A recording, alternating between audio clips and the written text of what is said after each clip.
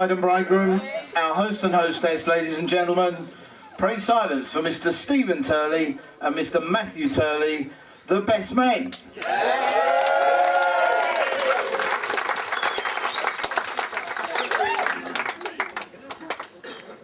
Thank you. Good evening all. So, comes the part of the best man speech. So by our blonde hair, blue eyes and good looks, you may not believe it, but yes, we are in fact related to the group. So by way of introduction, I'm Steve, I'm the troublesome middle brother. And I'm Matthew, the youngest of the three.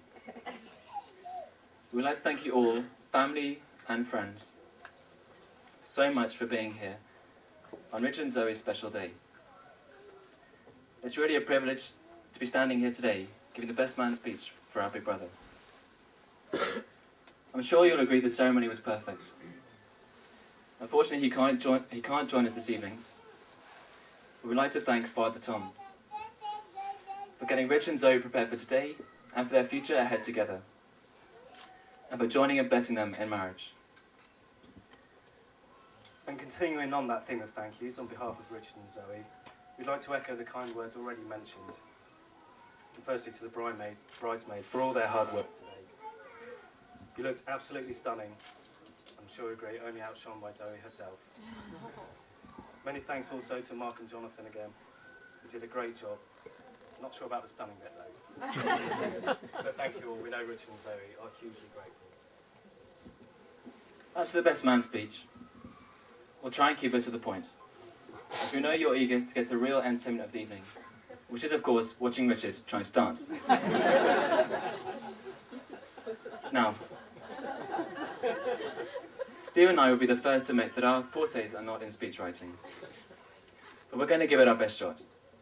Not least because Richard has promised us that if we do a good job, we'll be the best men at his next wedding too.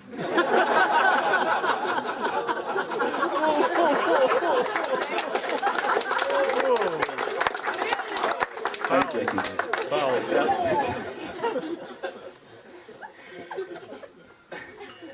So anyway, as brothers, we're really competitive by nature. And we always have to be the best at everything we do and having to go on better. Three brothers certainly never stop trying to prove who's the best man. But at least for today, Richard is willing to admit who the best men really are. Now as for going one better, one example I remembered from many a moon ago is when we were at a fun park. And we were waiting to have a go on these canoes at this pond.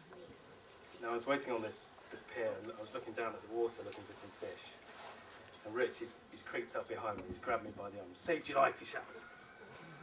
Obviously not pushing me in, but yeah, it's absolutely scared the living daylights out of me. "Haha, very funny," I said, or something equally as witty. So anyway, I let a couple of minutes pass. And now I saw it was my turn to exact my revenge. So I slowly creeped up behind him, waited for the perfect moment, and pounced. "Saved your life," I shouted, and then just pushed him in the pond. Our mother was so proud of us that day.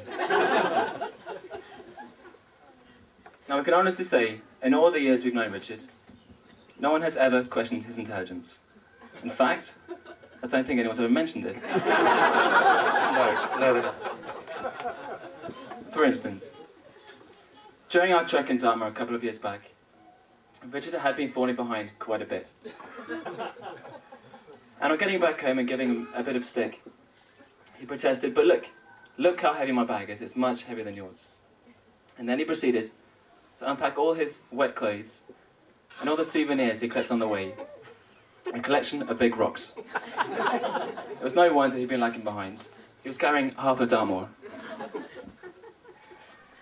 Now Rich was born on the 17th of June 1979, so we did a bit of research to find some epic world-changing events that happened around the same time. Now in 1979, the village people sought the #1 spot with YMCA.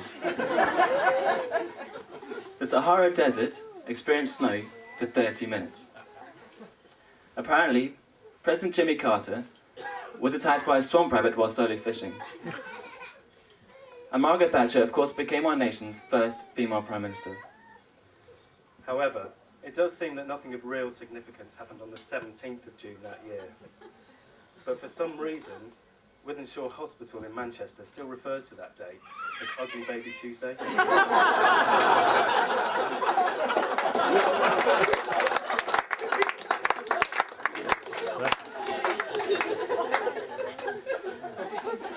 In honesty, we're glad Richard's marrying Zoe. For one, because she finally got him to move out of mum and dad's. You can talk.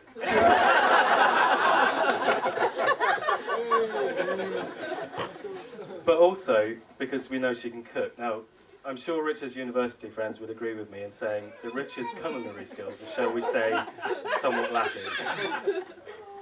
For example, Richard's attempts at cooking a frozen pizza under the grill. Genius. Richard's favourite meal at school, the pot noodle, earning him the nickname Noodles. And Richard's speciality dish, the Beano, which to you and me is just beans and cheese on toast. Oh, what's this? Now, some of you may or may not know that Steve and I are already uncles. We have two nephews called Gilbert and George, to whom Rich and Zoe refer to as the boys. And frankly, they have very little table manners. We're really looking forward to having a few more nephews or even nieces running around, but sincerely hope that in comparison to our current domesticated nephews, they don't purr and have furry ears and fluffy tails. Now, those that know Richard know that Zoe is not the only love of Richard's life. His other one being football. As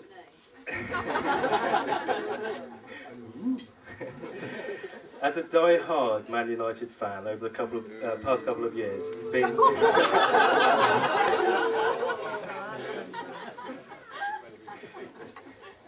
As a die-hard Man United fan over the past couple of years, he's been to countless games. Actually, Rich, help me out. How many has it been? Oh, you've actually been to one. Oh, right, that's more than I thought. So we'd like to give Richard some advice on his future married life with Zoe. And we see it only fit to put it into football terms. You see, otherwise he doesn't really get it. He's a bit slow, you see. So here goes. Number one. Rich, be fully committed every week, but make sure you score every Saturday.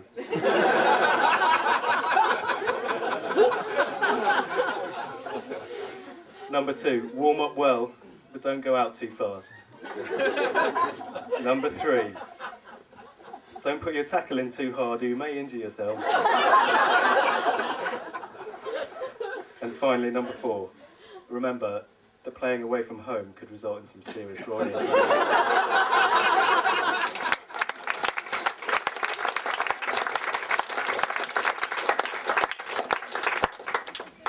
Okay, so it's about time we bring our speech to a close. And as such, we'd like to wish Rich and Zoe all the best on their upcoming honeymoon in Wales. That they... What about that? They're not going to Wales. What are you talking about? He said he was going to Bangor.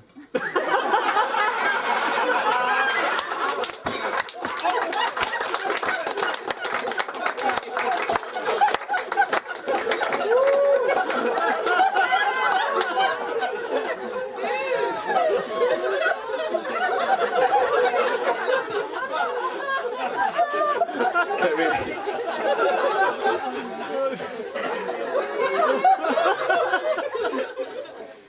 But really, although this has been a great opportunity to stitch up our brother, we love him very much. I caught up with Rich 3 weeks after he started dating Zoe, and already he was madly in love.